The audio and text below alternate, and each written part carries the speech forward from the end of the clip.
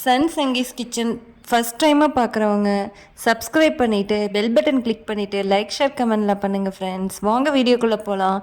இன்றைக்கி நாம் ஒரு தயிர்லேருந்து மோர் எப்படி எடுக்க போகிறோங்கிறத வீடியோவாக பார்க்க போகிறோம். மோர் இந்த வெயில் காலத்துக்கு எவ்வளோ குளிர்ச்சின்னு உங்களுக்கே தெரியும். அந்த மோர் இன்றைக்கி நாம் எந்த மாதிரி எவ்வளோ ஈஸியாக எடுக்கலான்ட்டு பார்க்கலாங்க. இதுதான் மோரை கடையிற மிஷினு. அதாவது தயிரை கடைஞ்சி மோர் எடுக்கிற மிஷின் இது. வெண்ணெயை தனியாக பிரித்து எடுத்துரும். இது ஒரு 10 நிமிஷத்தில் நம்மளுக்கு வெண்ணெயை தனியாக எடுத்து கொடுத்துருங்க. இது பார்த்திங்கன்னா ஒரு பைப் செட்டிங் மாதிரி தான் தெரியும், ஆனால் நல்லா சூப்பராக வேலை செய்யுதுங்க. இந்த பிளேடு தாங்க வெண்ணெயை நம்மளுக்கு தனியாக பிரித்து எடுத்து கொடுக்கு தயிர்லேருந்து. இதுதான் பிளக் பாயிண்டில் இந்த பிளக்கை செறிவிக்கலாம் நாம் ஃபஸ்ட்டு.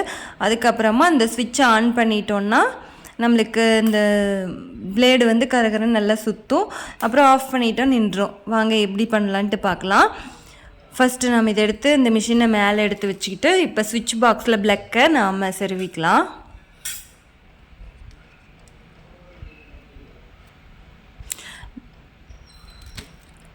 பிளக்கை செறிவிட்டு ஸ்விட்ச் ஆன் பண்ணிக்கலாம்.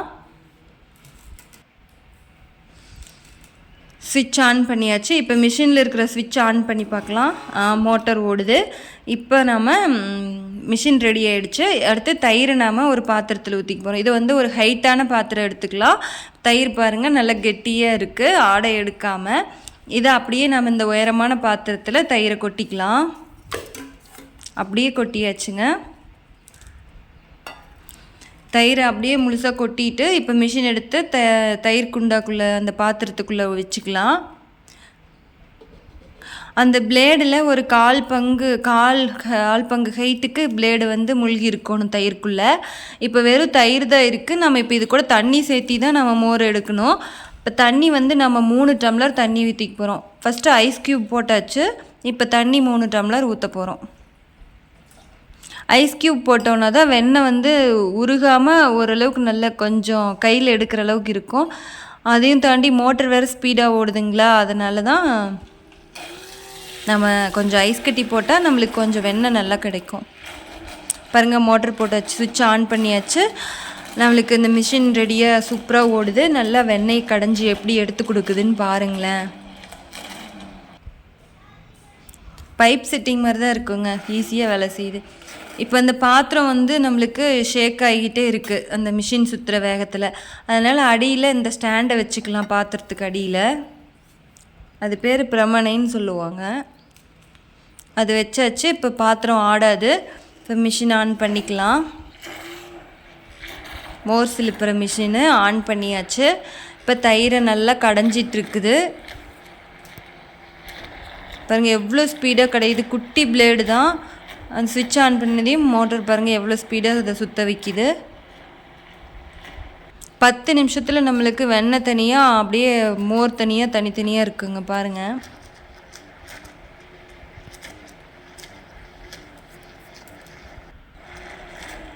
நல்ல ஸ்பீடாக போயிட்டுருக்குங்க.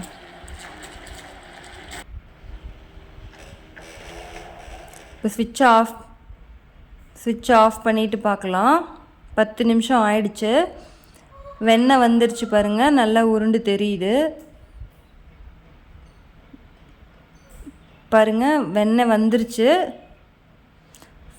ஃபஸ்ட்டு நுரை வருங்க. நுரைக்கு அப்புறம் அப்படி வெண்ணெயாகிடும்.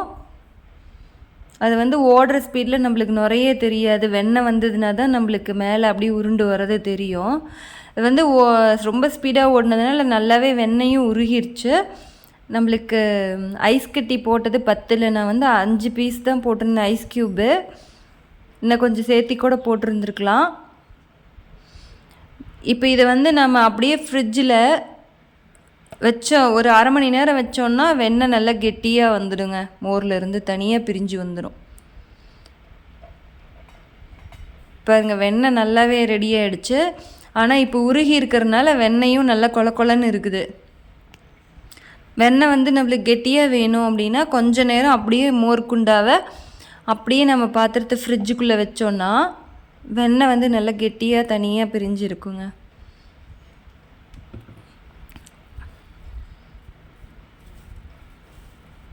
ஃப்ரிட்ஜில் வச்சுட்டு கொஞ்ச நேரம் மூடி வச்சிடலாம். ஒரு அரை மணி நேரம் மட்டும் வச்சுருந்துட்டு எடுக்கலாம் பாருங்கள் எப்படி இருக்குன்ட்டு. அரை மணி நேரம் ஆயிடுச்சு. இப்போ எடுத்து பார்க்கலாம்.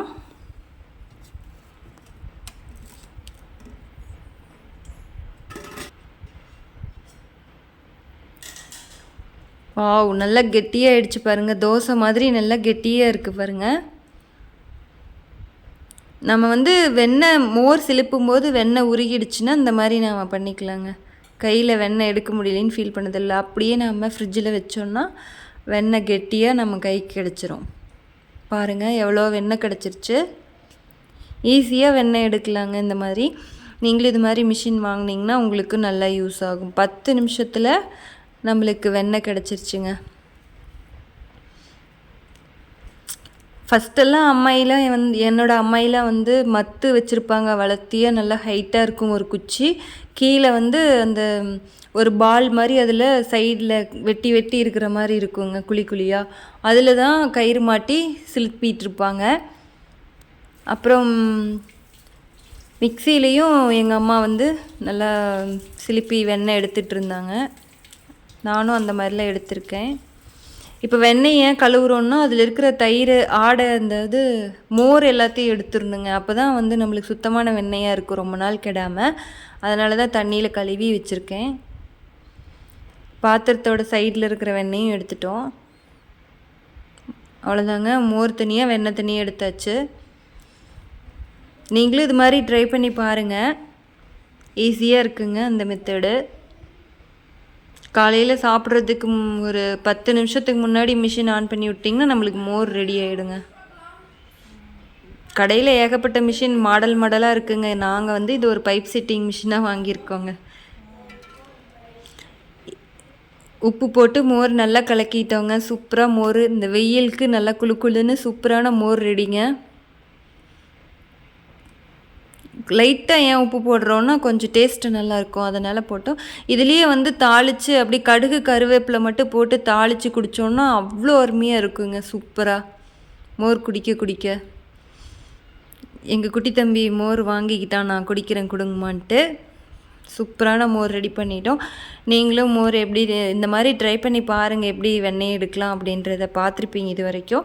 என் வீடியோ பார்த்துட்டு இருந்த எல்லோருக்கும் ரொம்ப நன்றிங்க. மறுபடியும் இதே மாதிரியே இன்னொரு வீடியோவில் சந்திக்கலாம். அது வரைக்கும் சன் சங்கீஸ் கிச்சன் சேனலை மறக்காமல் சப்ஸ்கிரைப் பண்ணுங்கள் ஃப்ரெண்ட்ஸ். தேங்க்யூ.